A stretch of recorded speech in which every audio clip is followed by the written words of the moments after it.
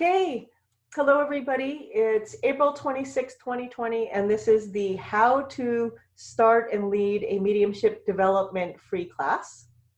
And I'm going to see who's chatting. Hello everybody. Thank you. I have a request. Please, thank you very much. I'm glad you're here. Please don't chat because I'm looking at all of you. I've got a train of thought and I'm teaching the class. And if you have a question, raise your hand and unmute yourself and I'll be happy to answer it. But the chat part where I have to go there and then read something is really distracting. So please, no chatting. I'm happy to answer questions for the whole group. And so I have been a medium for 9 years. I started developing, I'm going to leave out my whole history, but let's just say that I became passionately interested in developing my mediumship abilities about 9 years ago. And I wanted a circle to sit in because that's what mediums have been doing for hundreds of years, sitting in a mediumship circle to develop. And that's what I wanted to do, but I couldn't find any near me that were what I wanted. Not all circles are the same. I found spiritual development circle where they did tarot cards and remote viewing, but not mediumship. I found a couple spiritualist churches where you could go, but it was lecture and healing and a tiny little bit of mediumship. What I wanted was a mediumship development circle where we would sit together weekly and develop our mediumship skills. And I couldn't find one. And I checked with one of my mentors who said, if it doesn't exist, create it, draw to you like-minded people, and quote, you go girl. This was Rita Berkowitz, one of my first teachers, literally almost 9 years ago. So I said, okay. And I started a mediumship development circle in person because I didn't have one. So we started a weekly circle. I was only 1 year into my development, so I wasn't an expert. I wasn't able to link in with every spirit person coming through, and I wasn't teaching the class. What I was doing is probably like what some of you might want to do. I started it, I found people, we got together, and we took turns giving mediumship readings. I took part in it also. I was renting space in a tea house to begin with, and I charged a $6 donation per person, and that went towards the place that we rented. Then after a year, I had my healing center when we moved there, and at some point it went from $6 to $10 donation to help me cover my rent. People who have home circles in their home, they are generally free, and that's like your home circle is the traditional way that it used to be done and probably is still done in many places. But homes aren't necessarily the best place to have a circle. You might have family, pets. You might not be comfortable with strangers coming to your home. You might not have parking. It just might not be the right environment. And these days, nowhere's the right environment to be with people. So this class is going to focus on online mediumship circles. Luckily for me, so I've had this in-person one for about 8 years, and we last met in the beginning of March before it wasn't okay to meet in person. But I started a couple of online mediumship development circles in August on Zoom because I live in a little town in Northwest Connecticut in Northeast USA, and there aren't a lot of people who want to practice their mediumship here. So I started the online circles in August, Tuesday night and a Thursday, and they've been doing really well, and a lot of people have been coming for months and months. And then when more people started staying home, I added 3. So I've been leading 5 weekly mediumship development circles since early March, and might have to add another one. So I've had some practice. So when you want to start a mediumship, hi Sheila, when you want to start a mediumship development group, you need to decide what you want. What is your intention? Is this for beginner mediums? Is it for mixed levels? Is it for mental mediumship, which is what I do and teach, where a medium is going to connect with the spirit person and tell your sitter all about it. Is it a trance circle? Is it a healing circle? So you need your focus. My focus for today is going to be teaching about mediumship development circles, where it's evidential mental mediumship, where you're giving readings to sitters. And in the case of the circle, you're giving readings to each other, and it's all about getting evidence that you're connecting with recognizable, significant deceased loved ones for the other people in the circle. So you decide what kind of circle you want, and you have some parameters. Like I said, is it beginners? Is it mixed levels? Then you decide when, where, and how long, and if it's free or not. I mentioned in the post that people in the mediumship and mediums group, that if you want to create free circles so that you can sit and develop with other people, you can post those in the group and gather some people for your circles. If you're doing free circles that will allow people to develop together, especially in these times when a lot of things are happening on Zoom. So you decide what you're doing. You have to pick a time, you pick a date, you make it regular. The idea is that this is a regular thing, weekly, bi-weekly, whatever works for you. And how long is it going to be? Is it going to be an hour? Is it going to be an hour and a half, 2 hours? My in-person circles were 2 hours for a number of years and included snack until I went on a diet. And then they went down to 90 minutes and no snack, because I ate most of them anyway. It didn't work out so well. Cook, eat some on the way, have some, take home, eat the leftovers. That's besides the point. Zoom, it's not an option anyway. I lead 90-minute circle classes now. So you've got your intention, you know what you're going to do. You have to have an idea of how many people you want in your circle. And the circles I'm leading now, just because I'm going to be using those as an example, and I'm going from my experience, and you can adapt and do your circles however way you want. The circles I did in person, I created so I could sit and circle with other people. We took turns, I guided and facilitated, but I was just someone sitting in circle. The circles I lead now are circle classes, and I'm doing them as a teacher. They're instructional. I'm the facilitator leader, but I'm also the teacher. I don't take part by reading for other people, except when I'm linking in with somebody who's giving a reading, so I can say, yes, I have them too, and yes, continue, and this is helpful when that sometimes happens. So mine is a little different. I keep it to 8 people. It's 90 minutes. This is just an example when you're deciding how to run your circle. I have 90 minutes, limited to 8 people, so some circles might have 4 or 5 people. More often now, they are more 7 or 8. So I do a little orientation if there's somebody new in the circle. New people keep popping in, and I'll tell them how the circle runs. So if you have an ongoing circle and you have a new person, you need to take a couple minutes before the session or at the beginning to let them know what's going to happen.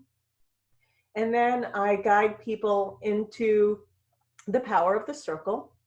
I give people a little grounding meditation, and such as take a few breaths in, relax, let your physical body relax, and help them to raise their vibration, quiet their mind in a meditative kind of way. About 6 or 7, 8 minutes of this. And that also includes calling in, welcoming, and asking for help from our spirit guides and other spirit friends, and setting the intention.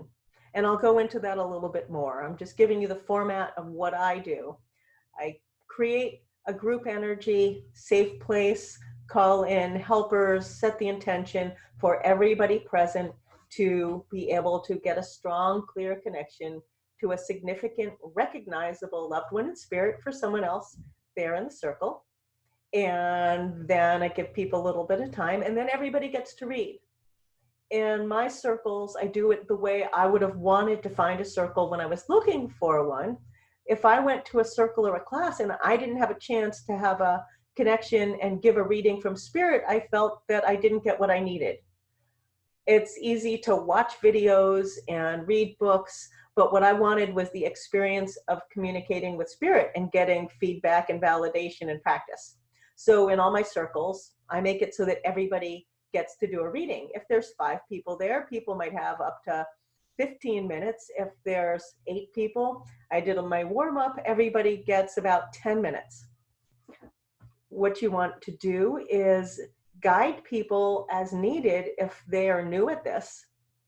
So back to my circle, because it's a circle class, I'm there, I tell people what's happening, I set the intention, I guide people into the energy, call in, and then one person goes at a time and they get a connection to spirit. And if they need help, because it's a teaching circle, I will help them, like a little private guided meditation to help them make a connection, and I'm there to help. Somebody gives a reading. It's kind of like a demonstration because they're not working in pairs.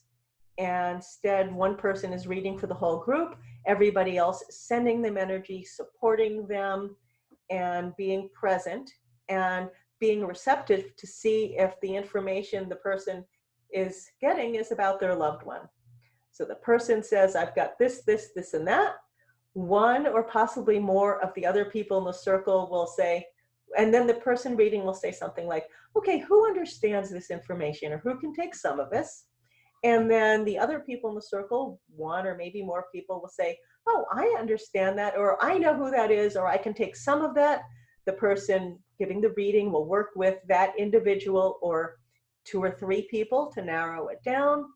They get their information, they may have a message. When they're done, they say something like, I leave you with their love, because that way everybody else knows that they're done. The person who claims the recipient gives a little bit of feedback, like, yes, that was my great grandmother. I understand the flowers. Yes, she had 12 kids and she really liked cats. And there's a little bit of feedback. You don't have the sitter give too much feedback about the communicator, because if you have the same people sitting in circle together over time, the same people can often come back, and then you don't want to give away any evidence that can be used when the people come back.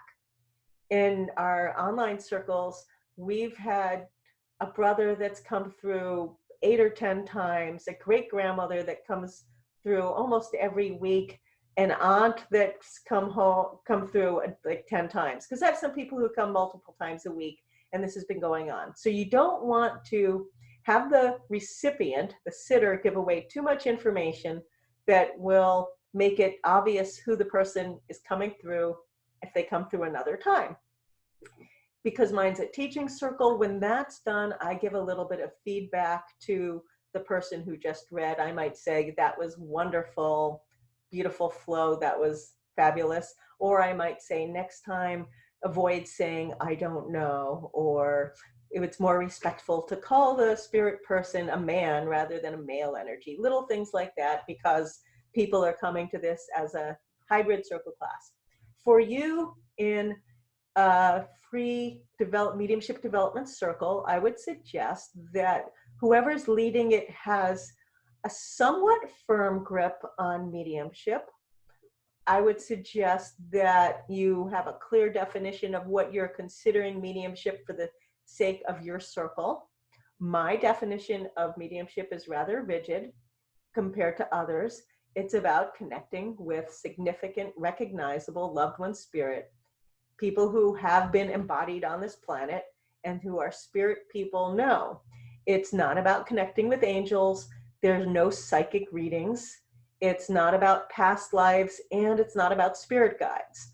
Although there's a little overlap there's a little overlap with our loved ones in spirit and spirit guides, because spirit guides, in my belief, are people who have been embodied on the planet. So sometimes in my circles, online or the in-person one, a spirit guide shows up, but with evidence, like a spirit guide that someone else was already aware of or had been otherwise validated. But 99% is people, friends, and relatives in spirit.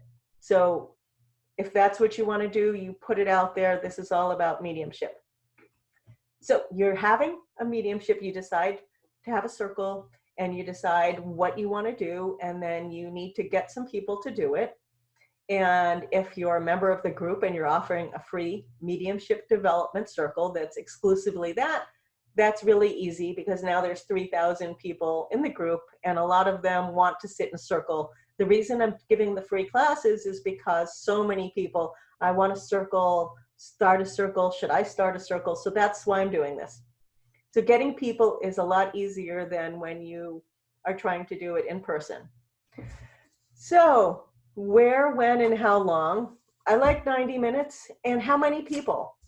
There are circles that have 20 people, and you get to have a few people read each time, because there's no way 20 people can give a reading in a circle, and having a reading for 3 hours probably won't work for people so much. So decide what's comfortable for you. If you have a smaller circle, that doesn't always work out so well. Say you decide you want a circle with 5 people, and then people are sick, people have commitments, people can't come, and then you end up with 3 people, and 3 people isn't much of a circle, because you want to have enough people so that the person reading can have sitters, you want enough energy.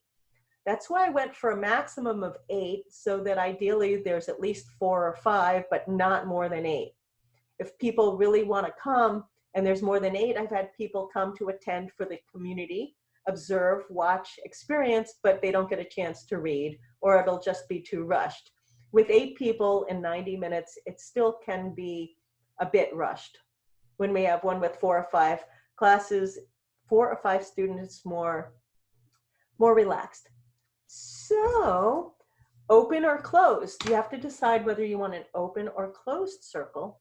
An open circle means you're meeting at a certain time. Maybe you're taking a certain amount of people or not, but you're taking new people. People can show an interest and join. A closed circle is when you have your certain amount of people, and that's what it's limited to. And there are advantages of both. I've never been in a closed circle, but I believe that the idea is that you really build up a trust, power, and connection with the people who are meeting all the time.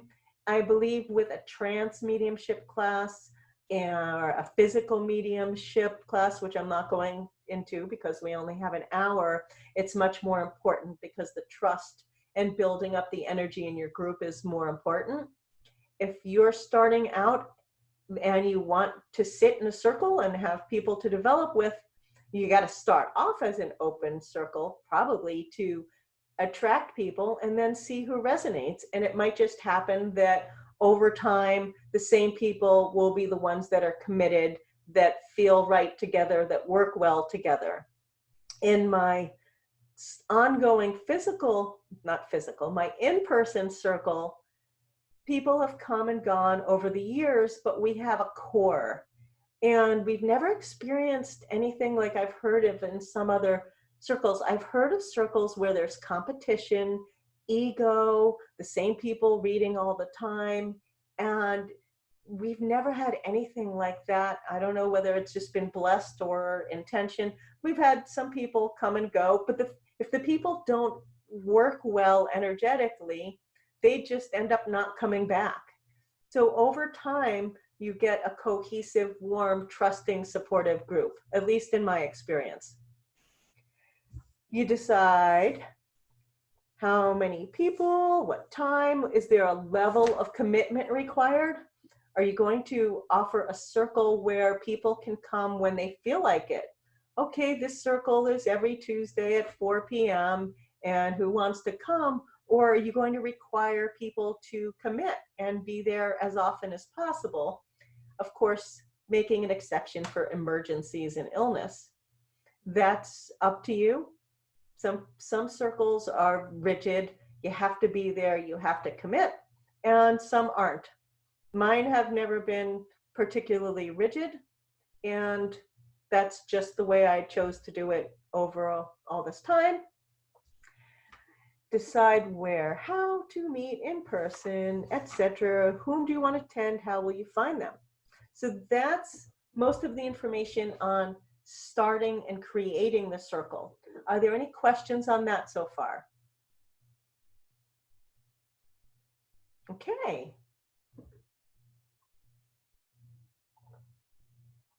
So you've decided what you're doing, when you're doing, you've got people, and then how do you actually start the circle? I've already gone into that a little bit. I suggest that whoever's leading the circle, or if you have co-leaders, say it's a joint thing, say there's 4 or 5 of you who want to do this together, you can take turns leading the circle.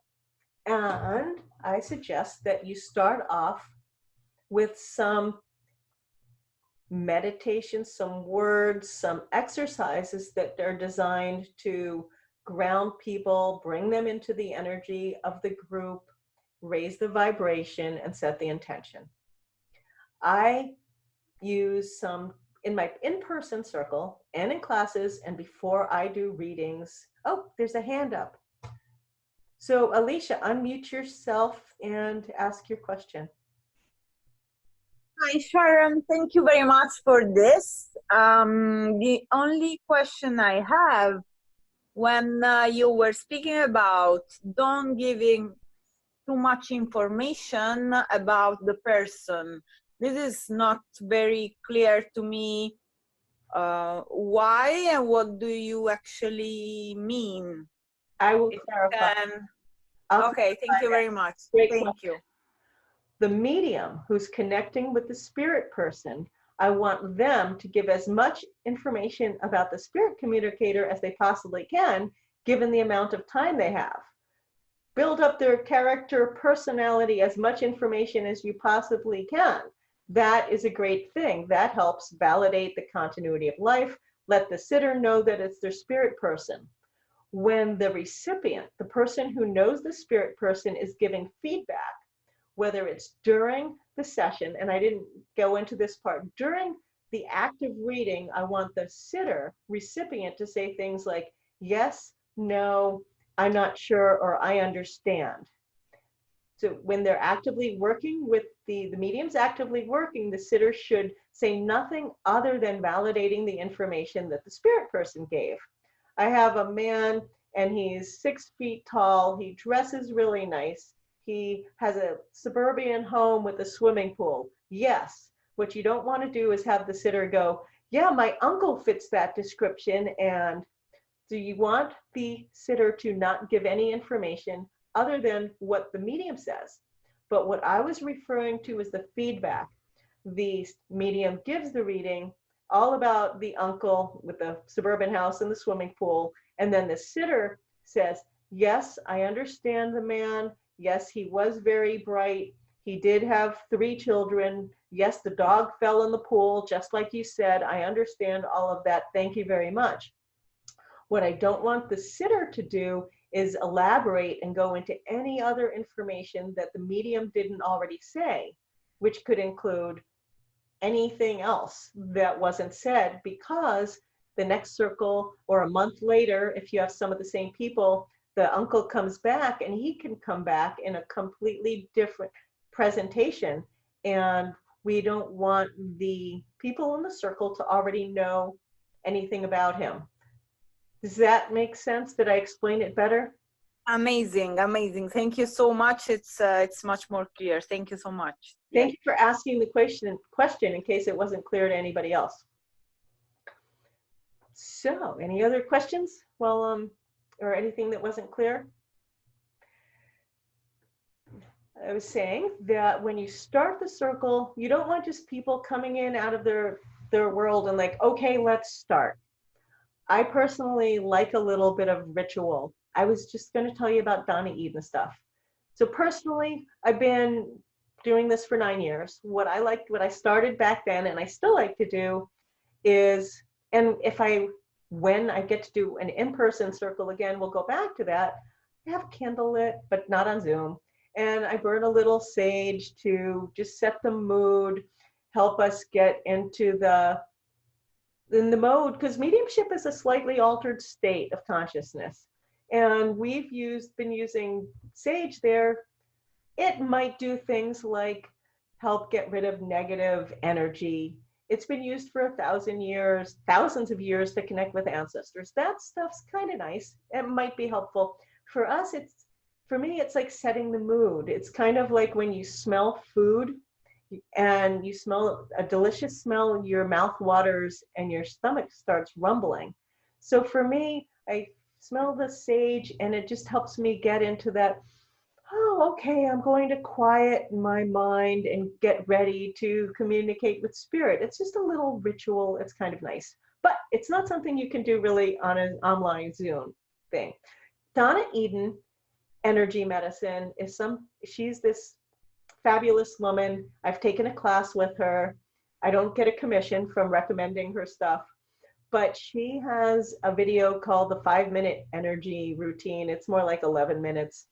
And she does wonderful exercises that helps you ground, protect, get your chakras open, your meridians going the right way, expand your energy field, and do all these wonderful things. And I've been using those before a regular circle for a long time. And when I teach beginner classes, I teach them because when we started sitting in circle 8 years ago, and we just start quietly breathing, like someone once started snoring.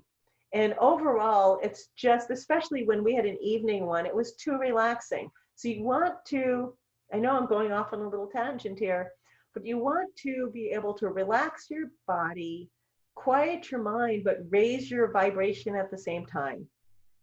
So if you want to check out Donna Eden Energy Medicine, it's brilliant stuff that helps do all that stuff at once. But we don't actively do this thumping and stuff in my actual circle, but I've told everybody about it so they can do it ahead of time. For the actual circles, I start off and take the first 7 or 8 minutes to do something like this.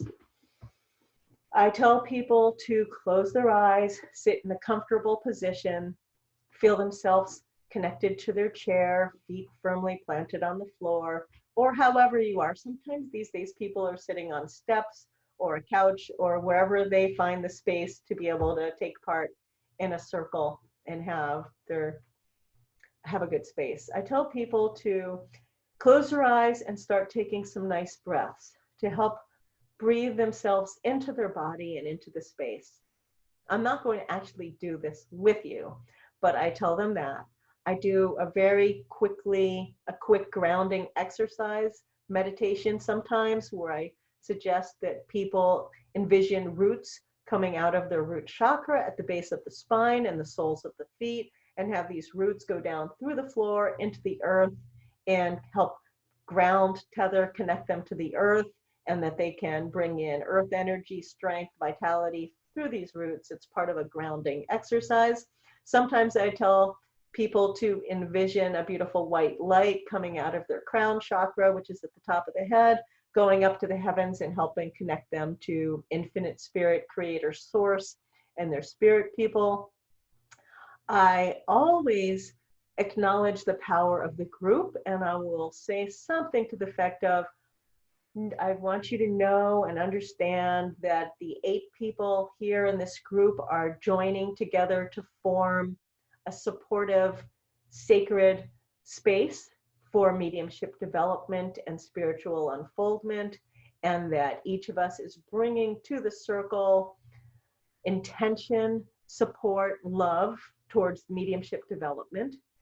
And I also will mention often that each of the people taking part in the circle has brought with them at least one spirit guide that works with them and that is now working with us as a group, because that, in my experience, is what happened. People bring their spirit friends, sources, resources, and when we come together to sit for spirit, work with mediumship, that it increases the power, the intention, and that having a group work together for mediumship is much easier than just having someone work on their own or even just practice readings. You create an encouraging, supportive, sacred space.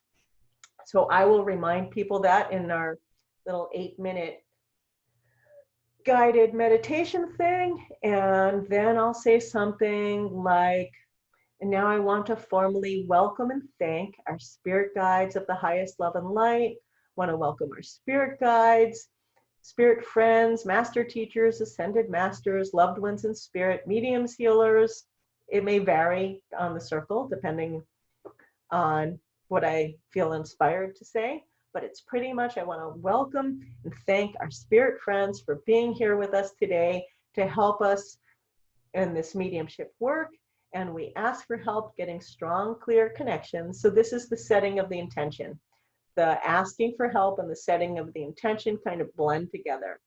We ask spirit friends to help us to get strong, clear connections to significant, recognizable loved ones in spirit for the other embodied people here in the circle. We ask for names, personalities, memories, beautiful messages, beautiful evidential messages for our highest good. We know and trust that all the people coming through are coming through for the highest love and light. We understand that all the information coming through is for the highest good. So what you're doing when you're doing that is setting the intention. You're alleviating fears. As the leader of a circle, you don't need to be super experienced. You don't need to be a professional medium.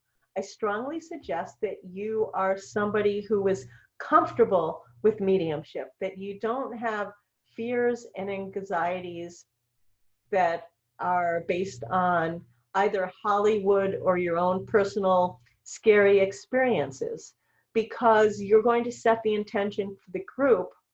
So in my personal circle that's been 8 years, and in all my classes and circle classes, we have never had a scary experience. We've had nothing even remotely bordering on something that's uncomfortable, because I believe that the spirit world is safe. I believe we're working, we have help, and we're connecting with spirit people coming through for good. I'm not going to go into my whole spiel about that I don't believe in evil spirits and ghosts and attachments and entities. We talked about that some other time. So I'm creating a safe place, and there's no room for fear. If somebody comes in and they have some fear, we can talk about it ahead of time, but it's a safe place for mediumship development. I will point out often at some point, or sometimes not, that while we're here to develop and work on our abilities, at the same time, we are doing a beautiful sacred healing act, that we are doing mediumship, which is bringing people together in love from this side of life and the other.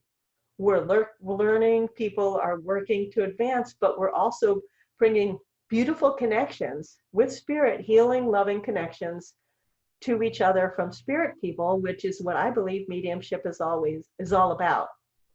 Yes, there's mechanics and there's how to and there's practice, but in my experience and belief, the intention is to spread love, to connect people in love, to bring healing, and that is all for the highest good. So it's important to keep that in mind while you're in your practice circle. Questions about any of that?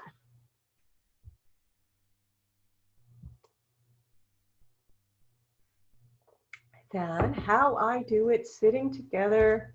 I have a suggestion. I made a note to bring up this time because we didn't last time. If you have a small group and you often have the same people and you're sitting regularly, you may find, oh, okay, Alisa, you can unmute yourself and ask, and then remind me where I was. Hi, it's me again. Sorry, just one quick question. You were saying, to not judge yourself and your past experience. And I really, really do love what you were saying about bringing people together in love from one place to the other. Like, if how you deal with like if you had a bad experience in the past and maybe you are scared that things cannot go good, Okay. while you're reading, if it's something that it's worth it to say in this situation. I'm not sure. I will answer that. Generally, if people have fears, they'll generally address them to me ahead of joining a circle or a class. And sometimes just talking about them will be helpful. Sometimes that person might need personal attention outside of a circle to work with their fears, or Okay. somebody might have some fears and come join the circle and realize that that specific circle, at least for them, is a safe, supportive place where they don't have their fears.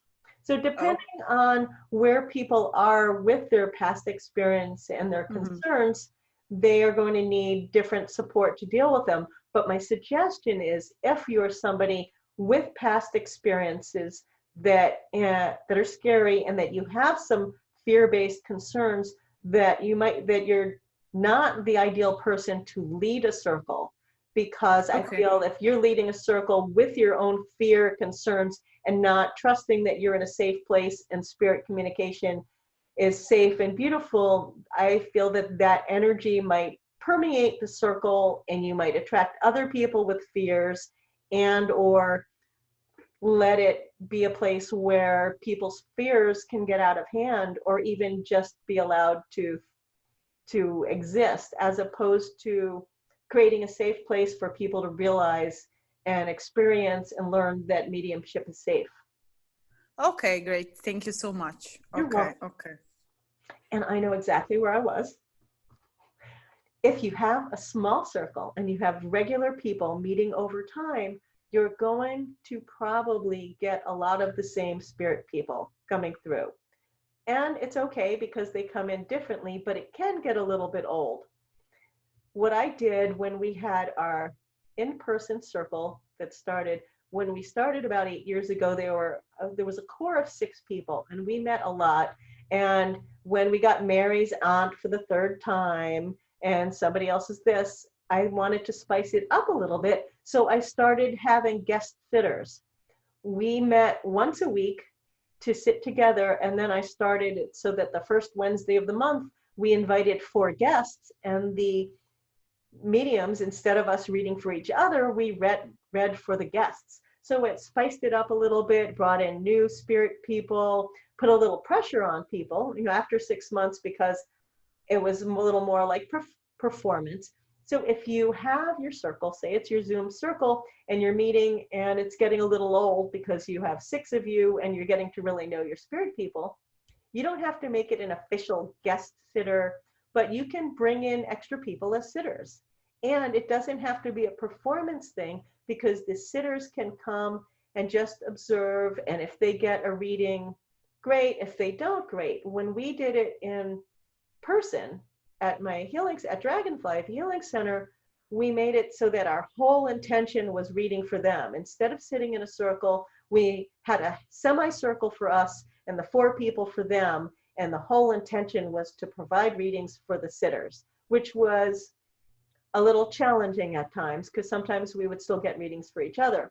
My suggestion for a Zoom circle is, which I've just started doing, I invited my mom to come, and people got some for her. She's 89 and home a lot, like all the time right now.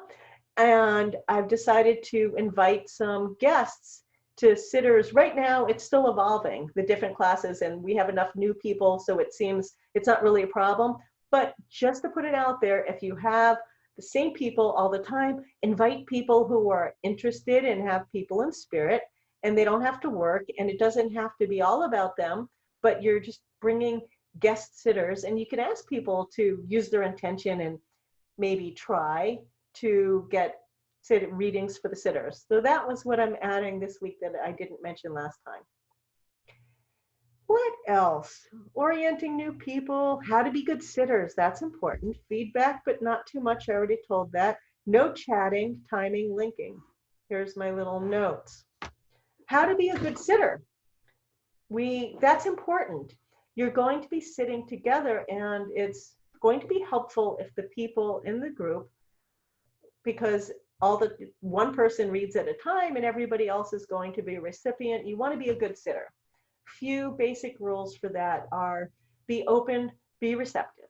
Don't focus on the 2 or 3 people you have in spirit that you really want to hear from. Think outside of the box, expand your awareness of your spirit people, and include people you knew from high school, friends of your parents, neighbors, college professor, people you wouldn't expect to hear from. when you're sitting in circle with people over time, it's crazy some of the people that come through that people would be, wow, I never heard from them. I didn't expect to hear from them. So as sitters, think outside the box and be receptive to the people you wouldn't expect to hear from. And you might hear from ancestors you didn't know, that you just have a picture of. They know you, you don't know them. And it could be people you didn't even like that much that might be more, might be closer to you than you are to them. There might be people coming through that want you to give information to other people. The messenger kind of readings, where they might come through and give you a description of somebody who's living because you don't even know this person. So they give a description of somebody who's living, you know who that is, and then the medium has to shift their perspective and tell you about the spirit person so you can tell your coworker or your friend or whomever it is, oh my God, your dad came through, or your whomever it is came through, and here's a message for you. So think outside the box, be aware that the messages people coming through might be for people that you know, you don't know, and that while you're working and practicing, that Spirit's intention is to get messages to their loved ones. Don't, I already mentioned this before, but don't blurt out extra information. People get excited when they're getting a reading, even mediums, and we get excited and you want to blurt out things. Oh my God, that's this person. Don't do it. If you say, oh my God, that's my great aunt and I have her fur, and yes, and add anything, you are removing evidence that the medium can't say. So don't do that. And what else? Just be receptive, be supportive, give people the benefit of a doubt. If the person giving the reading gives 5 or 6 pieces of information, and it sounds like somebody you might know, but it's not perfect, the hair is off, the age is off, something doesn't feel right, and no one else is claiming the person, say, I can take some of that. Stretch. We never force it to work if it doesn't work. We never say, that's your person, take this information. But by being flexible at the beginning, by stretching a little bit, well, I understand some of that, but they were this instead of that, or if the age isn't right, the medium can zone in on the part that's important. Well, you do understand that they are this, this, and that. Yes, and this and that. And then the idea is that the medium will strengthen the connection, especially when they're potentially recognized by the sitter, get strong information. The recipient will be like, yes, yes, yes. And you went from like, it might be my person, to possibly even tears of recognition as you realize that it really is. I've seen that a lot of time. As somebody who's leading the circles, I sometimes have to coax sitters to understand that, or okay, like, come on, somebody must know some people like that. And then people like, well, I can take a little bit. And how many times, so many times, I can take a little of that turns into understanding 9 out of 10 pieces of information. If the sitters are receptive, supportive, it's not stump the psychic, it's not prove it to me. If the sitters are supportive, it's going to be a lot easier for the mediums, and you're all mediums, so it's going to be more successful. There'll be less frustration. There are people who will try a circle for once or twice, and if they don't get a validated connection, feel like, oh, maybe this isn't for me. I had somebody in my class who did really well a number of times. One night he got one and nobody stood it. And then somebody emailed and said, I understood everything that he said, I just couldn't think of it, or I got this validated information. I sent the email to him and he's like, well, I had just been wondering whether this is really for me. He was doubting himself, wondering whether or not it's for him. He got this evidence validating it. So people sometimes are too quick to give up. And keep in mind that it's hard, and that sitters aren't perfect, and that if you don't get validated connections right away, it doesn't mean that you're not meant to be doing this. You're not going to be a wonderful medium. No chatting in your circle. Keep it focused. Keep it all about mediumship. Keep it all about connecting with people in spirit. being supportive, having a person give a reading, get feedback from the sitter, move on to the next person. Don't make it a social chatting thing. If the circle ends at a certain time and people want to hang out and discuss what happened, that's great. Or if people want to connect outside of the circle, but don't let it be a place to chat. Be respectful, supportive, and let it be a beautiful thing. Linking in is when one person, and we're almost done, and I'll have more time for questions, but one of the other things that has been a lot of fun in my in-person circle, hasn't happened so much yet in the classes because they're more highly structured. We, especially in this class, the circle that met in person, one person connects with the spirit person, and then other people connect with them also. We've had 4 or 5 of us connecting with the same spirit person, and it can be fun and wonderfully confirming. It happens a lot when there's somebody new intentionally, and I'll do it intentionally. If you have somebody new and they're getting a connection and they have some evidence, but they're still not even sure they're really doing this and they're questioning themselves, and then you have 1 or more other people saying, oh, I feel like I have them also. And back when we were starting 8 years ago, sometimes it took 3 or 4 of us to get a whole person together. It was kind of funny, but we would get different aspects of the person. And sometimes different mediums will get the spirit communicator at different ages. I feel like I have the same person, but I'm seeing him older or younger. And it can be fun and helpful. It can be a problem if you have one person reading at a time and then somebody else always wants to link in and kind of take over. That's not ideal. And I have been told, I don't know that I've personally experienced, that when more than one person link in, it can lessen the strength of the connection with the original person. So we want to give everybody their chance, their support, feed them with energy to create the link, but sometimes in a very wholesome, organic way, other people link in. So give the person time to do what they can, but sometimes people are like, well, that's all I get, and it might not be 100% validated, and someone else might say, I feel like I have them too, may I join? And then they can give some other information that can be totally validating and just nail home the connection, so that the recipient and the original medium are both really pleased, validated, and strengthens the connection in a positive way. So that's something to be aware of and to play with.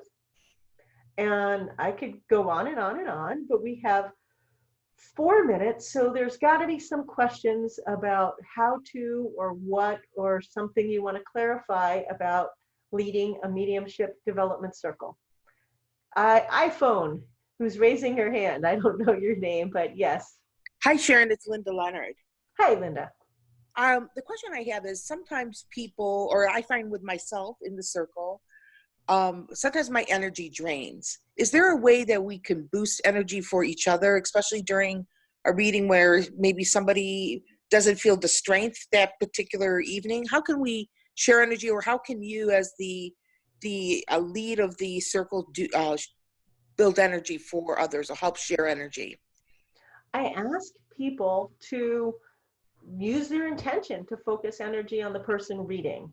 And that usually happens. What has happened in the past over years in the regular circle, especially in a guest circle, and what I've seen in people new to the circle classes, that as soon as somebody realizes that the link isn't for them, instead of focusing on the medium and offering their support, they're trying to line up their link. They're trying to get their connection, strengthen it so they'll be ready when it's their turn. And people have taken, in my Zoom classes, people have, you see them taking notes. Now when they're taking notes on the person going so they can go over the evidence. But I say, I ask them, don't do that. Don't line up your next person. Oh, that also leads me to something else to mention, if I have time after I answer this.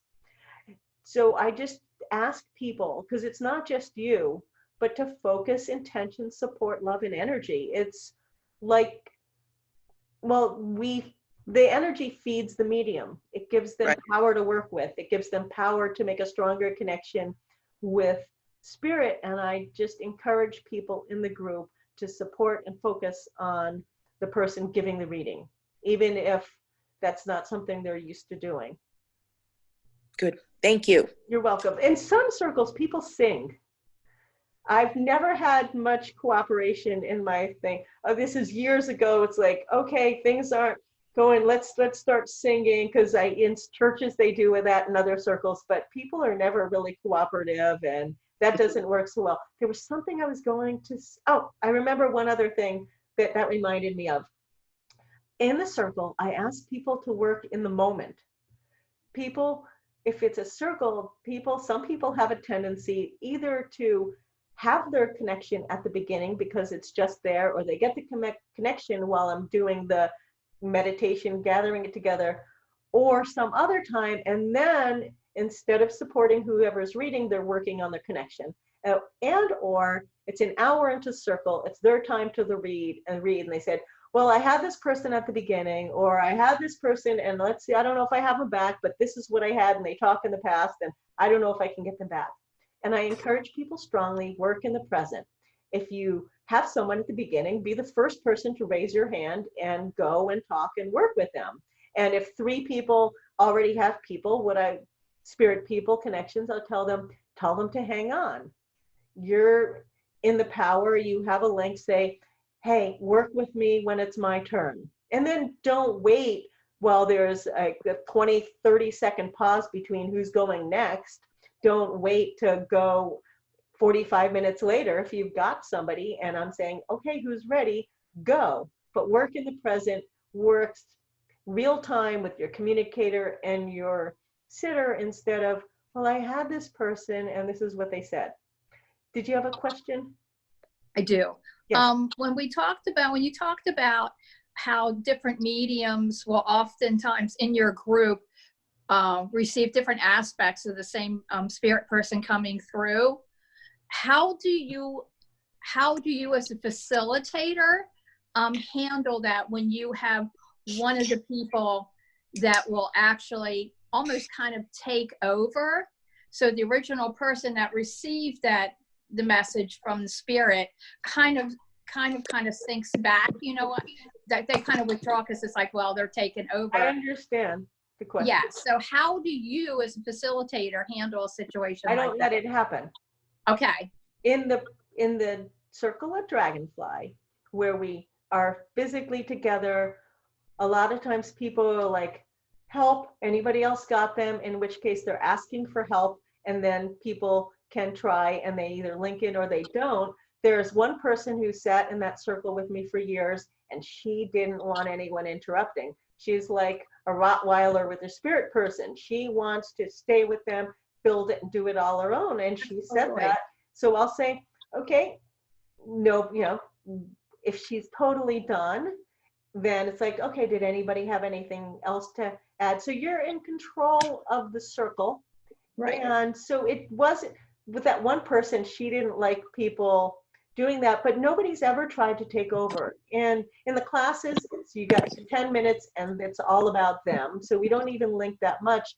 In the circle where we've met for years, it just didn't happen, and I wouldn't let it happen. It's all about the person reading and anybody else coming in. It's a supportive if it feels right, if the person reading wants the support. And sometimes it's me. Sometimes I'll be like, I may have a link. Do you want me to work with them? And mostly they're like, yes, please, because they're struggling with connections. So in my experience, it's 99% or like pretty much all the time been a helpful thing, because I don't have the egos and the people fighting over the spirit communication. Okay. And Cool. if it seems like somebody was going and then somebody's taking part, it's like, okay, hang on, and I'll just refocus it back to the person who was Awesome. going. But we haven't had a lot of that in the spirit classes, maybe because it's more structured.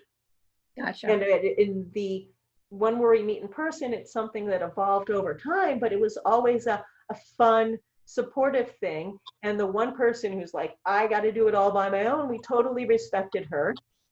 And if I was orienting new people, I say sometimes we link together, but don't do it if with this person. Or I'll just also specify that it's only when they're done or if they're having a long pause, and then you're polite and say, I may have this person also. Would you like, may I speak? So we ask permission of the person reading, and Absolutely. they don't get to hijack it. Good. Another question, Alicia? Or is that because that? Hello, Sharon. Thank you so much for your for your class. I'm really loving this. Thank you so much. Oh, And so do you have another question? yes, Okay. I do. Hold on 1 second. It's 2:04. If anybody has to leave because they have an engagement, and I won't feel hurt. Otherwise, I'll take more questions and then fill it up. But if you need to leave because it's an hour class, that's okay. Alicia.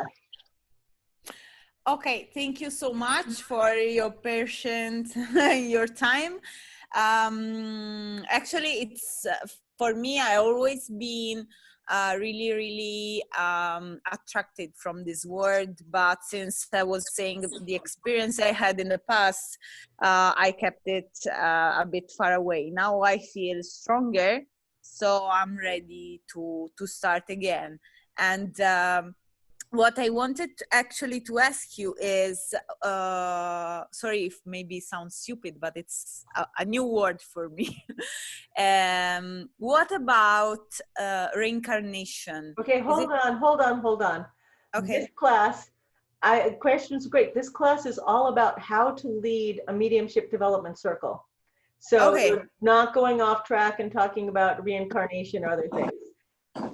This Okay. not part of the context for this class. Okay, thank you. So it's not possible that like you don't find that spirit because it's already somewhere else. It's not part of the content for this class.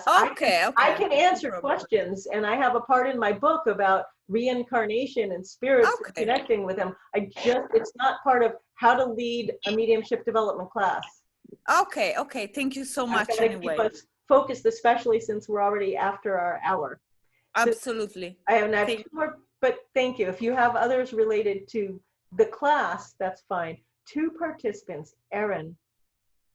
It's so weird. I only learned about this, that Zoom can tell you that people raised their hand electronically last time. Yes, Erin. Oh, yes. Hi. I was just wondering if you could speak to timing. Like if you only have 90 minutes or an hour and you have some, like, do you just give everybody a time and you do the math going, okay, we have an hour and there's 8 people? Pretty much. Or do you? I do an hour and a half. And I've only, these started, they used to be smaller. Now that some of them have 8 people, yes. But it's easy now because it's a 90-minute session. If I have 8 people, which is the most, and you figure 10 minutes of intro for the guiding and gathering, that leaves 80 minutes and 8 people. And what I do is, what I started to do, I take notes and I'll say, Erin, 310. And if there are 8 people, it goes over generally. And it's like I said here, the class is say that today is like 3 to 4:30, and it looks like, because you don't want to stop someone in the middle. So I'm flexible. If there's 8 people, we might go over 10 minutes. And then what I'll say is like, okay, we're supposed to be over at 4:30 and we're going to go over. If anybody needs to leave, please don't leave in the middle of a reading, but feel free to leave. And then I move on. So I'm flexible there, but I did start making little notes so that I can do it. But so it's 10 and I'll try to keep it to 12. Okay, awesome. Thank you. And it said 2. Any other hands or any other questions related to leading, starting? Yes, iPhone. Linda again. Hi, Linda again. I have a question regarding promoting the circle. I know it's not about leading, what have you, but how do we share that we're opening a circle and we'd like to ask others to participate? How would you suggest that? Is this out in the real world when you're creating one at a center or your home, or is this on Zoom? It would be through Zoom. It would probably be online, but how do we And- share that we'd like to get other participants? And is this something that you're doing as free because you want to Yes. work with people? Well, the easiest thing I can think of, right? Well, is just create an event. Create Okay. a Facebook event. Everybody here is on Facebook. So Right. create a Facebook event and Mhm. be particular, pick a pretty picture and say, I'm starting a free mediumship development circle, share it with your friends. If it fills the parameters that I said, if it's all about mediumship development and it's free, you can post it in this group, and probably if people start doing that, you're probably going to be overwhelmed with response, I think, based on what it sounds like. But otherwise, if you have a website and share it with people, I mean, if it's Zoom, go with the internet. But just be specific. It's going to meet on this day for this time. The intention of this circle is this, and it's open to people at this level or any level. And you might want to talk to them first and make sure you have the right people, because some people don't read the instructions.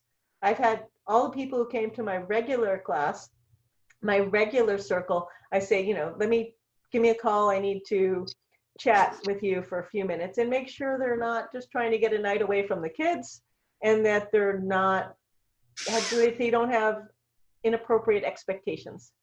Okay, good. Good advice. Thanks, Sharon. You're welcome. Zarina. Zarina. Yes. Can you hear me? I can. Okay. I know I kind of But you can talk a little louder. I kind of logged on pretty late. I'm on a Bluetooth. Can you hear me? Yes, but I can hear you, but you can talk louder, or I'll just turn my volume up and then put it back down.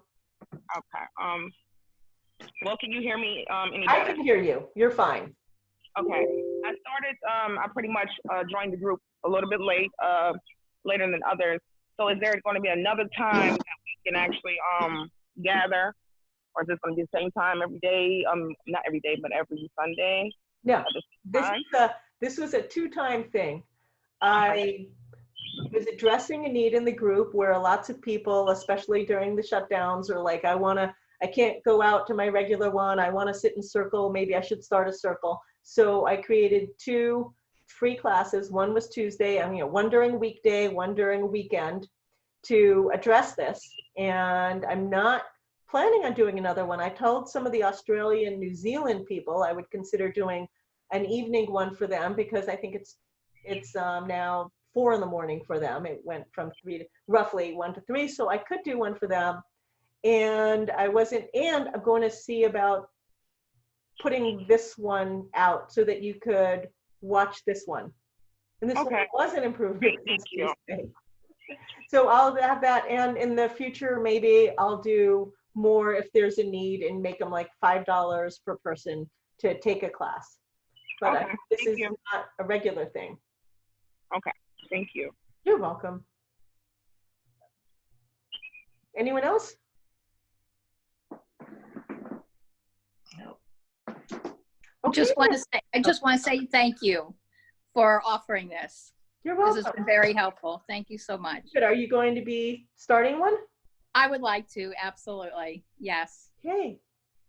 And anybody else? Last questions or anything? Okay, then. Well, thank you for coming. I'm glad it seems to be helpful. And thank you for staying. Hi, dear. Thank you, Sharon. Thank you. Okay, then I have a question, but it's a private one? I don't know. No, it's to everybody.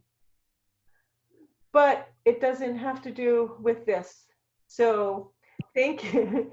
Thank you. And take care. I'll see you around. Uh-oh, it's another chat. Unless it's just people. Okay. Thank you, Sharon. Thanks. Bye. Thank you so much. Okay, bye-bye. Take care. Bye.